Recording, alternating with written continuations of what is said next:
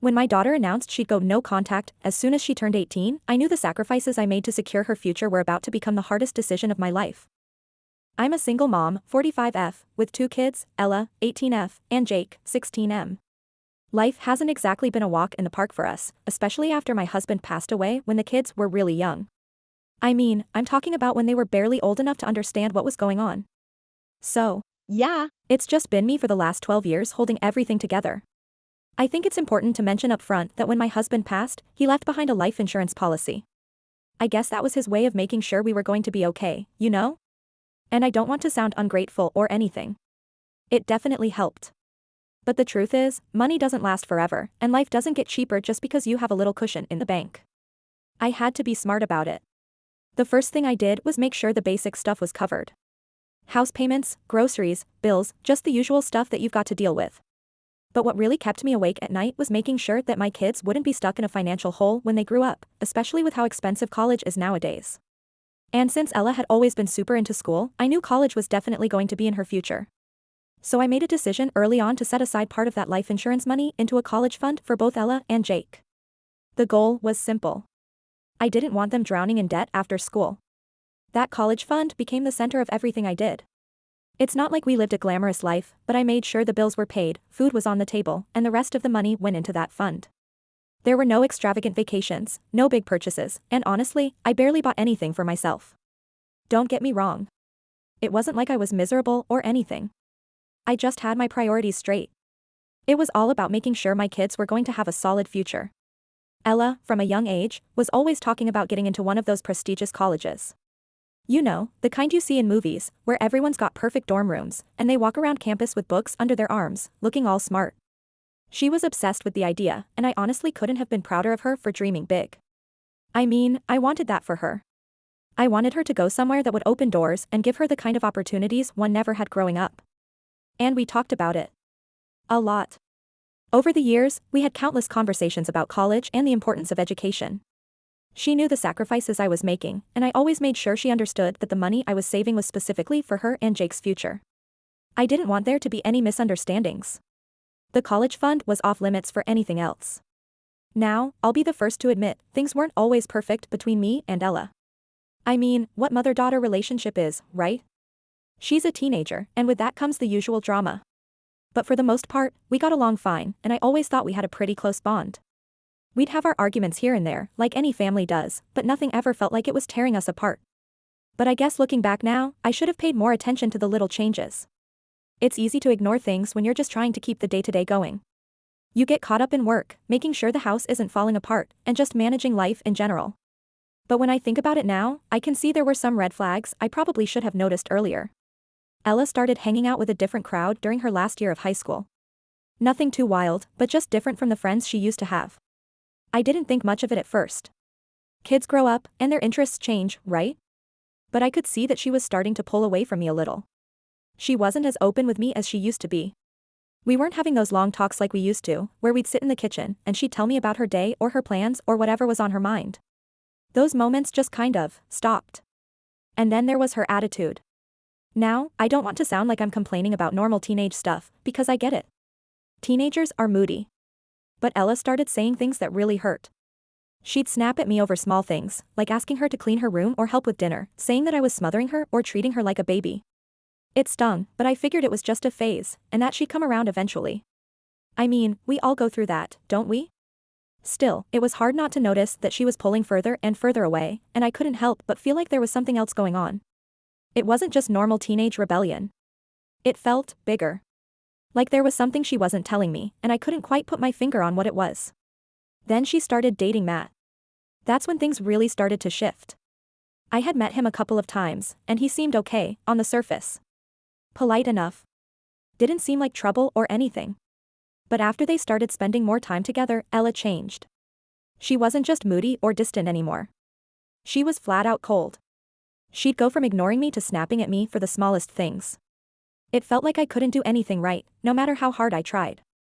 Every time I brought up college or her future, she'd shut the conversation down and say I was stressing her out.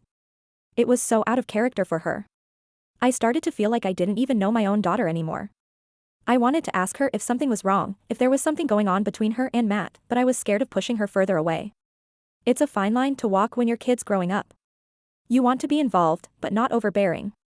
And to be honest, I didn't want to believe that things were getting that bad. I thought it was just a rough patch we'd get through eventually. But deep down, I was worried. The more distant she got, the more I started questioning myself. Had I done something wrong? Had I missed something important along the way? I've always tried my best as a mom, but seeing her slip away like that, it made me feel helpless. And all this time, that college fund was still sitting there, untouched, waiting for her. I never imagined that the very thing I worked so hard to build for her would end up being a point of tension between us. But it's funny how life works sometimes. Just when you think you've got everything figured out, things take a turn you never saw coming. So things really started shifting when Ella began dating Matt. I'll admit, at first, I didn't think too much of it. He seemed like a regular guy, a bit older than Ella, but nothing that raised any major red flags at the time. I met him a couple of times when he'd come over for dinner or just hang out at our place. He was polite, said all the right things, and I figured if Ella liked him, then he must be a decent guy. I mean, she's smart, right? She's always had good judgment, so I trusted her on that. But man, after a few weeks of them dating, everything just changed. I noticed it slowly at first. Like she'd start staying out later than usual and wouldn't tell me where she was going. If I asked, she'd either brush me off or give me this annoyed look, like I was being unreasonable for even asking. And I get it. She's 18, almost an adult. But I don't think it's crazy to want to know where your kid is, you know? It wasn't just her being out late, though. It was her whole attitude. She became distant, like she didn't want to talk to me anymore. Before Matt came into the picture, we used to have these talks in the kitchen, about school, about her future, just regular stuff. But those moments got fewer and fewer, and when I tried to bring it up, she'd get defensive. She'd say things like, "Mom, you're suffocating me." Or, "You treat me like I'm still a little kid." That one hurt, honestly, because I thought I was giving her enough space. One night, we had a small argument over something trivial. Like, I think I asked her to help out with the dishes or something, and she just exploded. Out of nowhere, she started going off about how I'm always on her case, how I never let her do anything, how I treat her like a baby. She even accused me of trying to control her life, which is so far from the truth. All I've ever tried to do was make sure she had the best possible future. That's when I started getting worried about Matt. I didn't know if he was saying things to her, or if she was just influenced by him in some way, but it felt like her entire personality was shifting the longer she spent with him. Like, this wasn't the Ella I knew, the Ella I raised, and I had no idea how to get through to her because every time I tried, it turned into another fight. And the thing is, I wasn't just imagining this stuff. Even Jake noticed it. He's a pretty quiet kid, but one day he came to me and said, "Mom, what's going on with Ella? She's always so mad now." That broke my heart because if Jake, who barely says a word most of the time, could see it, then I knew I wasn't overreacting. Something was definitely up. The more time Ella spent with Matt, the worse things got at home. She'd disappear for entire weekends and barely text me back when I'd check in. I tried to talk to her about it, but it always ended the same way, with her telling me I was being too controlling or treating her like a kid. I didn't even know how to respond anymore. I didn't want to push her further away, but I couldn't just sit there and let her slip out of my life like that either. I started to wonder if Matt was really the problem, or if it was just part of her growing up and me having a hard time letting go. You know those late-night thoughts when you're lying in bed, trying to make sense of things? But deep down I knew it wasn't just about her growing up. This wasn't the natural teenage rebellion everyone talks about. This felt different. There was this tension between us that hadn't been there before. I even tried to be nice to Matt, thinking maybe if I made an effort with him, things between me and Ella would get better. I invited him over for dinner a few more times, tried to engage him in conversation, but he was always kind of distant. He'd answer my questions, but he never really tried to get to know me. It was like he was just there to be with Ella, and didn't care about building a relationship with me or Jake. And honestly, the more I saw them together, the more uneasy I felt about their relationship. There was something about the way he seemed to have this influence over her. It was subtle, but it was there. It wasn't just that Ella was being rude to me either. She stopped caring about her future, too. All those dreams she had of going to a good college, getting a degree, suddenly none of that seemed to matter to her anymore. Anytime I brought it up, she'd roll her eyes and say things like, "I'll figure it out, Mom," or "Stop stressing me out about it." I started feeling like I was the only one who still cared about her future, and that scared me. College was always the plan. It's what we talked about for years. How could she just suddenly not care? One night, I decided to sit her down for a serious talk. I didn't want to fight with her. I just wanted to understand what was going on in her head. I asked her about college, about Matt, about why she'd been acting so distant. And I swear, the look on her face, it was like I was a stranger to her. She didn't say much, just kept repeating that I was overreacting, that everything was fine, and that I needed to stop worrying so much. But I couldn't stop worrying. I mean, how could I? This was my daughter, the same kid who used to talk about her dream school and all the things she wanted to achieve. And now, it was like she didn't even care anymore. I couldn't just sit back and watch her throw all that away without trying to help. So I asked her, straight up, if Matt had something to do with this change, if he was saying things that made her pull away from me, if he was influencing her decisions. And that's when she completely blew up. I'd never seen her so angry before. She accused me of not trusting her, of trying to control her relationship, and said that Matt had nothing to do with it, that it was all me, that I was the problem. I didn't know what to say. It's one thing to have your kid be mad at you, but it's another thing to hear them say that you are the reason everything's falling apart. I felt like I was losing her, and no matter what I said or did, it just pushed her further away. At that point, I knew something had to give. I couldn't keep pretending like everything was fine when clearly it wasn't. But I didn't know how to fix it, and I didn't know how to get Ella back. It felt like the more I tried, the worse things got. And Matt? He was always there in the background, watching it all happen. I couldn't shake the feeling that he had more to do with this than Ella was willing to admit. But how do you say that without pushing your kid away for good? It felt like I was walking on eggshells every time I tried to talk to her, and I was terrified that one wrong step would make everything fall apart even more. So the breaking point came during what I thought was going to be just another regular argument. We'd been having more and more of those lately, with Ella constantly pushing back against everything I said. And I get it. She's 18. She's almost an adult. And she wants her independence. But the way she'd been acting, it was like I didn't even recognize her anymore. I knew things were tense between us, but I never expected what came next. It started over something small, like most of our arguments had been lately. I think I asked her if she had thought about her college applications, and it just set her off. She snapped at me, telling me to stop stressing her out and that she had everything under control. I remember feeling this frustration bubbling up inside me because, honestly, nothing seemed under control. She wasn't talking about college like she used to. She wasn't talking to me at all, really. So I pushed a little harder, probably more than I should have. And that's when it happened. She looked me dead in the eyes and said, "I'm done with you, Mom. When I leave for college, I'm going no contact. I don't need you anymore." I don't think I'll ever forget that moment. It felt like my heart just stopped, like someone had knocked the air out of me. I couldn't even respond right away because I was so shocked. I mean, after everything I had done for her, everything I had sacrificed, this was what she thought of me? That she could just cut me out of her life as soon as she was old enough to leave? I must have looked stunned because she kept going. "You've been controlling my whole life," she said. "Once I'm gone, I'm not coming back. I don't want anything to do with you." That's when I lost it. All the years of holding back, trying to be the best mom I could be, making sacrifices, working late nights, all of it came rushing to the surface. I started listing everything I had done for her, telling her how much I had given up just to make sure she and Jake had a good life. I reminded her about the college fund, how I had saved every extra penny from her dad's life insurance to make sure she could go to the best school without being buried in debt. But she just stood there, arms crossed, with this look on her face like she didn't care, like none of it mattered. And honestly, that hurt more than anything she'd said so far. It was like she had completely shut off her emotions, and I couldn't get through to her at all. "I didn't ask you to do that," she finally said. "You keep throwing it in my face like I owe you something." "I don't. I never asked for any of it." Hearing her say that was like a slap in the face. It made me realize just how far we drifted apart. I thought she understood that we were on the same page about her future and how much I was doing to make sure she could have it. But clearly, I had been wrong. She didn't see it that way at all. To her, I was just this overbearing, controlling parent who was suffocating her with expectations. I tried to stay calm, but I could feel myself getting more and more upset. "Ella, I've done everything I could to give you the life you wanted," I said. "And this is how you repay me? By saying you're cutting me out of your life as soon as you don't need me anymore? That's not fair." She didn't even flinch.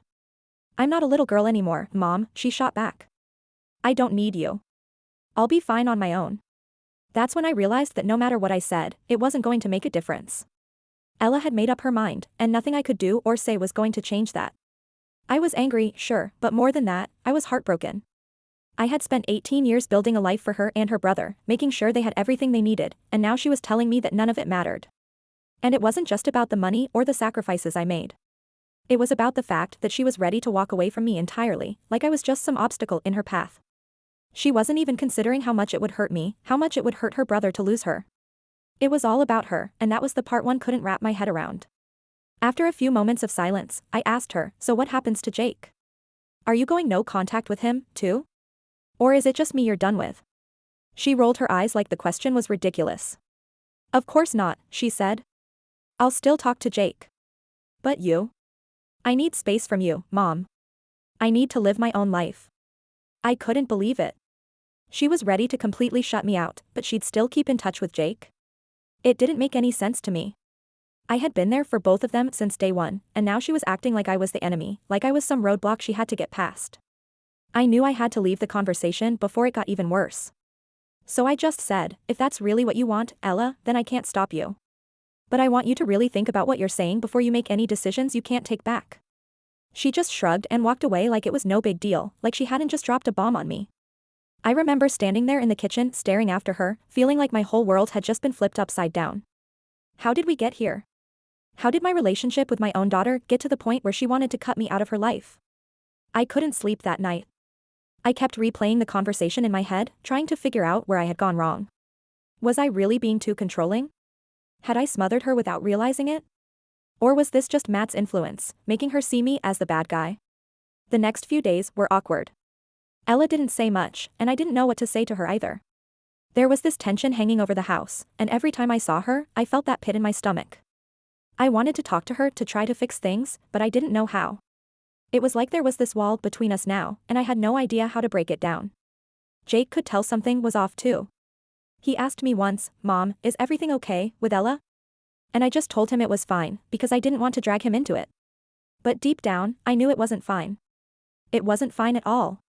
I couldn't shake the feeling that everything was falling apart, and there was nothing I could do to stop it. So after Ella dropped that whole no contact thing on me, I spent a few days just kind of lost, honestly. I didn't know what to do. I mean, how do you respond when your own kid tells you they don't want you in their life anymore? It's not like there's a manual for this kind of thing. I kept thinking back to our conversation, replaying it in my head over and over, trying to figure out if there was something I missed. Maybe I had been too controlling. Maybe I had pushed her too hard. But I just didn't see how wanting the best for her made me the bad guy. The silence in the house was unbearable. Ella and I were barely talking, and the few times we did talk, it was all short answers and eye rolls. The tension was so thick, you could practically cut it with a knife. Jake was starting to notice too, but he kept his head down like he didn't want to get caught in the middle of it. Smart kid. Then came the night when everything really blew up. I wasn't planning on confronting her again, not so soon after the last argument, but sometimes things just happen when you're not ready for them. Ella had come home late, again, and I asked her where she'd been. I didn't mean to start anything. I was just genuinely curious. But, of course, it escalated. She gave me the same attitude she'd been giving me for weeks. Why do you always need to know where I am? I'm not a kid anymore, Mom. Stop treating me like one. Now I know I should have probably just let it go, but it was late, and I was tired, and honestly, I was done tiptoeing around her like I had been these last few days. I snapped back, because I'm still your mom, Ella, and I care about you. Is that such a bad thing? And that's when it all came pouring out. She turned to me, eyes filled with frustration, and said, You're not caring. You're controlling. You've been controlling me my whole life. Everything's always been about what you want for me, never about what I want. That hit me hard. I'd always thought I was doing what was best for her, you know, giving her a stable future, making sure she had everything she needed to succeed, but hearing her say that, it was like she saw all my efforts as some kind of leash, like I was holding her back instead of lifting her up. I didn't know what to say. I was caught between wanting to defend myself and not wanting to push her further away. You act like I haven't given up so much for you and Jake, I said, my voice shaking a little. Everything I've done has been for you. I've worked my whole life to make sure you didn't have to struggle. I saved that college fund so you could go to the school of your dreams, Ella, and now you're saying it doesn't matter? Exactly, she shot back. You did all of that, but not because I asked you to. You keep using the college fund as if it's some kind of bargaining chip to control what I do. I never wanted to be in debt to you like that. In debt? I could hardly believe what I was hearing. This isn't about debt, it's about giving you the chance to succeed without being buried in loans. How could you think that? Ella shook her head, her arms crossed tight over her chest like she was trying to keep herself from exploding. You don't get it, do you? You've made everything about you, the money, the plans, all of it. I never had a say in anything, and now you're surprised I don't want to be a part of it anymore? That was the moment I realized just how different we were seeing things.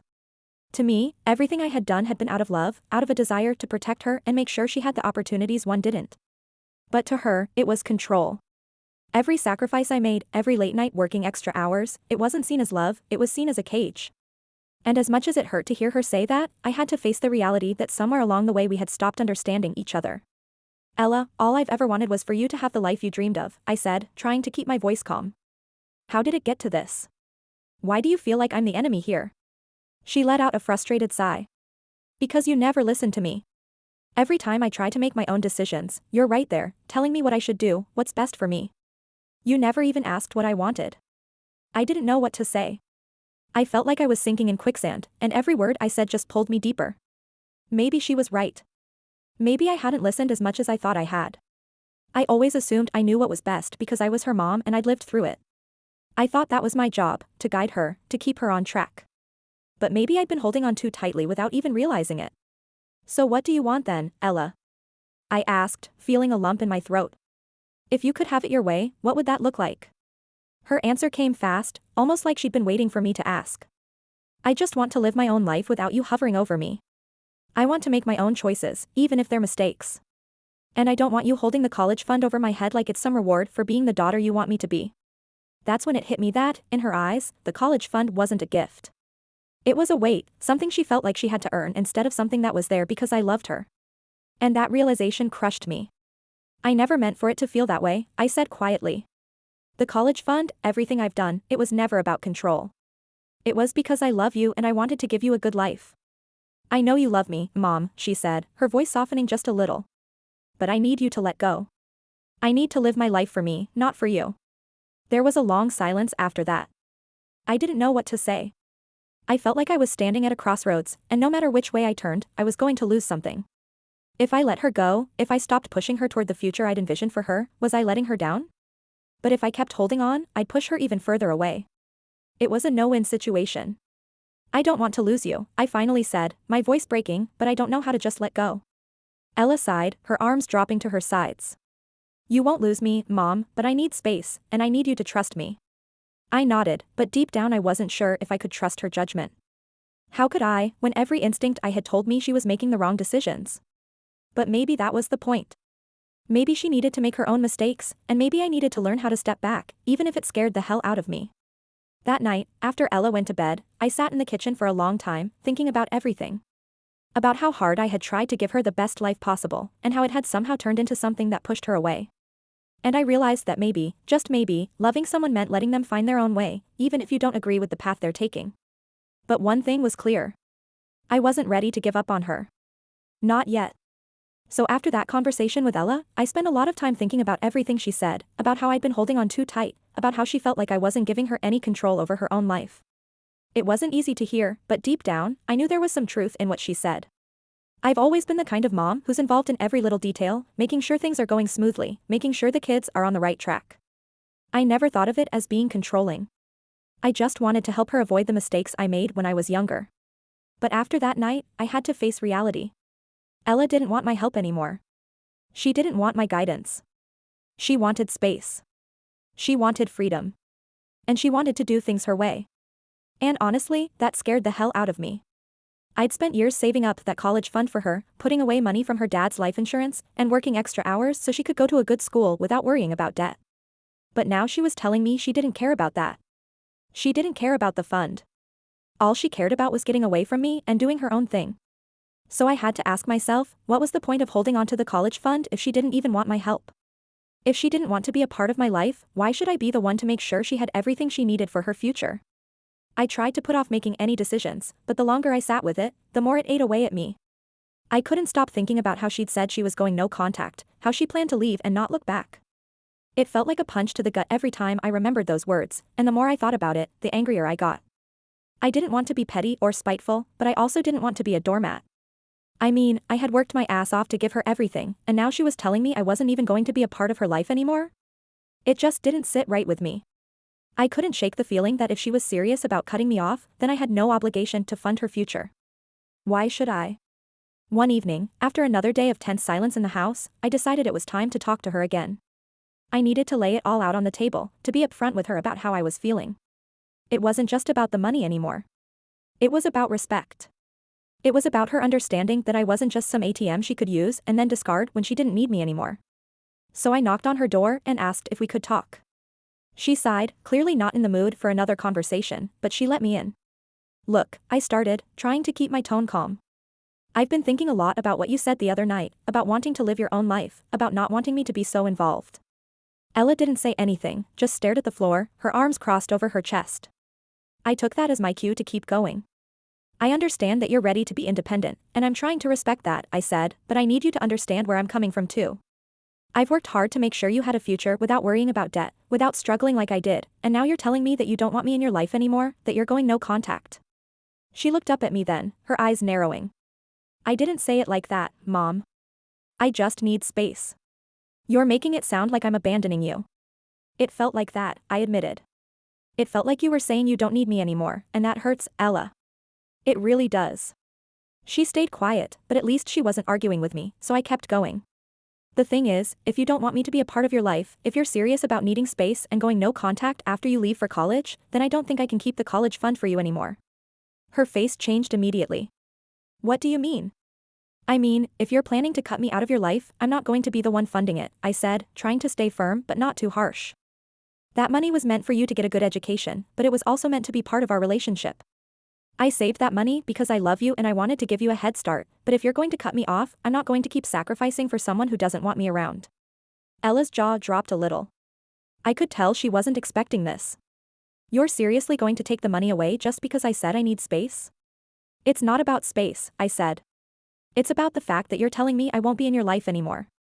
If you want to be independent, then fine, be independent, but that means you can't rely on me to pay for everything and then walk away when it's convenient. She stood up then, clearly angry. So this is your way of punishing me for wanting freedom? You're taking the money back to control me just like I said. I shook my head. That's not what this is, Ella. I'm not trying to control you. I'm trying to protect myself. I've given everything for you, and now you're saying you don't want me in your life. I can't keep giving if I'm not going to be a part of your future. She was fuming. You're selfish. You're only doing this because I'm not living up to your expectations. I thought you were saving that money for me because you loved me, but I guess it was just a way to make sure I stayed under your thumb. I didn't even know how to respond to that. I had tried so hard to be understanding, to explain where I was coming from, but she wasn't hearing it. To her, this was all about control, and nothing I said was going to change her mind. I'm sorry you feel that way, I said quietly, but my decision is final. If you're serious about going no contact, then I'm taking the college fund back. I'll split it between Jake's education and my own needs. Ella stormed out of the room, slamming the door behind her. I stood there for a minute, trying to process everything that had just happened. It wasn't what I wanted. I didn't want to be at odds with my own daughter, but I had to stand up for myself. I had to draw the line somewhere. I didn't know what the future was going to look like between me and Ella, but for the first time in a long time, I felt like I was making the right decision for me, and maybe, just maybe, that was okay.